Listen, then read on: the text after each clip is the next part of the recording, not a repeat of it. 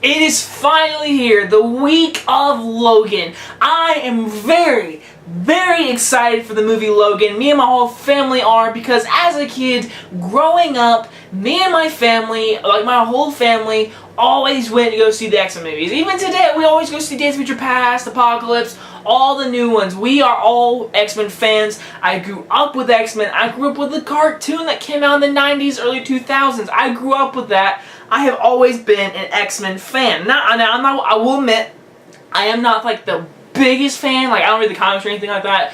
But like, I do very much enjoy these movies. And this is the first like Avengers movie we ever got from Marvel. This was it. Like, we had Blade and all, but this was it. This is why we have superhero movies today, because of this movie. And I'm here to review the first ever X-Men movie leading up to Logan, because on Thursday night, me, my mom, my dad, my sister, her boyfriend, we're all going together the Thursday night to go see Logan. We're all pumped. It's a movie family event I'm really excited for, and so I thought it felt right to review the original trilogy. I will not review Origins, just the first three. Today, tomorrow, and Wednesday, and Thursday we'll review Logan. So let's get started, guys, with the very first Avengers type movie. X-Men. Back in 2000, when I was just probably 1 year old, it's probably a summer movie, so I was probably like 9 months old, whatever. I was a baby when this movie came out. So when it came out, I wasn't really alive to really get into it, because I was a baby. And as I grew up, I watched the first X-Men movie, which is directed by Bryan Singer and stars Hugh Jackman, Patrick Stewart, Ian McKellen, Halle Berry, Anna Paquin, whatever, James Marsden, and a lot of just a really big cast. And pretty much X-Men is about Xavier's school of like special ability, Professor X, who's played masterfully by Patrick Stewart. He's in a wheelchair, he's bald, he is the principal of the school, and it's a school full of mutants or whatever, and they all have special abilities. They grow up differently, but they go to this school because this is where they belong. And then a girl named Rogue, I never got this right, is it Rogue? Is it Rogue? I'm going to say Rogue. If it's wrong, I'm wrong, but you know what? I saw this movie like 3 days ago, but Rogue, she can't touch anybody. In the very first scene in this movie, it's very dark. She touches her boyfriend and basically kills him, so she just wears these gloves or whatever because she can't touch anyone. She's played excellently by Anna Paquin, whatever. Like, she's a really good actress. I love her perspective in this story because she doesn't want to be different. She wants to be human, and there's a whole political side in this movie, which is very sudden of this movie because it's so different. This is the first movie with all these superheroes together, and it really took superheroes in a really serious way. Yeah, they had Blade, but this is like X-Men. This is a major corporation, a company, a comic, and they put it into a movie. And Bryan Singer killed it. Oh my gosh, is this movie not awesome? First things first, the characters are great. Halle Berry, you can hate her all she wants, but I think she's a great Storm. I think she is a really good Storm. She doesn't get a whole lot to do until the very end of this movie, but she is great as Storm. I really like her. I like James Marsden as Cyclops, whatever. I thought he was awesome. I like the girl who plays Jean. I thought she's really good. She's very good, and she's like one of the best developed characters in the trilogy. Patrick Stewart, I mean, what is there to say? No one can play Professor X except for him.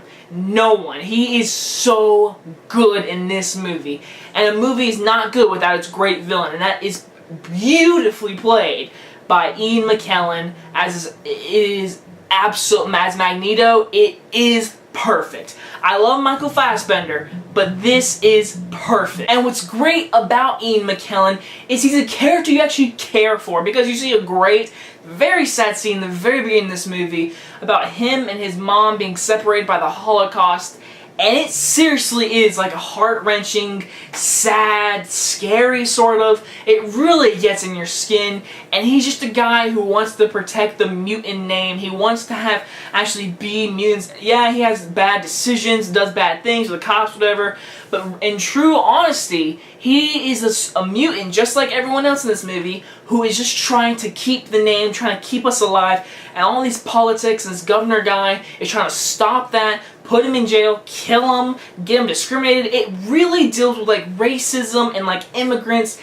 And it's beautifully told. Like, there's no other words beside that. Beautifully told. It's different, and it takes that superhero universe and makes it very realistic. And that is what I love about this movie. I really like about this movie. I mean, yeah, you look at it, it's like, oh, it's a superhero movie. But no, it's more than that. It's a political movie, sort of, in a superhero way.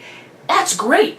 It is original stuff, and that is why this movie is so good and different, and it really started off the franchise great, because Bryan Singer, I've said before in like Days of Future Past review, when I reviewed it, he is the best director in the X-Men universe. I mean, honestly, he's made the best ones. This one, 2, and Days of Future Past. Apocalypse, it's there, but overall, like, he's just a great director. He knows these characters. It's awesome. I love it. He films the action very good, the characters you love. All of it's really good. The production design in the X-Men, like, set, whatever, like, the actual, like, when they go downstairs into the actual rooms, whatever, I love it. I'm just saying that. I love it so much. I love when Professor X goes in a little mind thing, whatever, and you see everyone's mind. He can read their minds, whatever. It's so good, and I love the ending action scene with not Empire State Building, the Statue of Liberty. I love that. It's a great action scene. All the action's filmed great. The characters you care about. The story is good. But there is one thing I've been leaving out this whole entire time, and there's not a lot to say, except for the best casting in a superhero movie ever. Like, perfect casting ever, and that is Hugh Jackman as Wolverine. Listen, there's not a lot to say. We're going to be talking about him all week long with the second one and third one, and then, of course, on Thursday, his own next movie, Logan. Hugh Jackman as Wolverine is a complete bad A. He is awesome. He's a great character. I love the scene where he gets to the house for the first time and he's talking to his mind, he's like scared, whatever. I love that scene.